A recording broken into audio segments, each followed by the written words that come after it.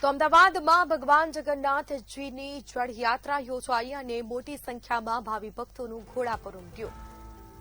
તો ભગવાન જગન્નાથજીની જળયાત્રા, હજારોની સંખ્યામાં ભક્તોનું ઘોડાપુર, મોટી સંખ્યામાં ભક્તો જળયાત્રામાં જોડાયા છે, લહાવો લઈ રહ્યા છે, દર્શન કરી અને ધન્યતા અનુભવી છે. સોમનાથ ભૂદરના આરે કરાઈ પૂજન વિધિ, જેમાં ગંગા પૂજન કરી અને જળને કળશમાં ભરાશે.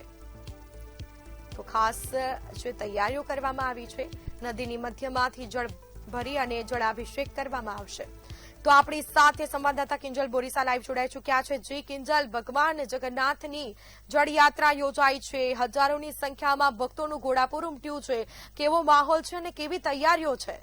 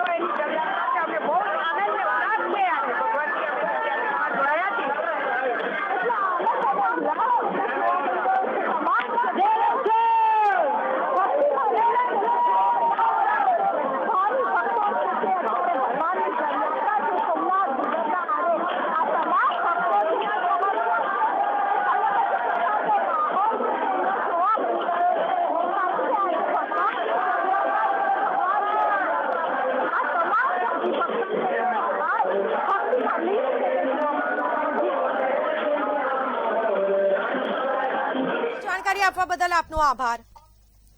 તો ગંગા પૂજન કરી અને ખાસ જળયાત્રાનો જે પ્રારંભ થયો છે, નદીની મધ્યમાંથી જળ ભરાશે અને આ ભગવાનને જળાભિષેક કરવામાં આવશે. ખાસ તમામ તૈયારીઓ કરવામાં આવી રહી છે.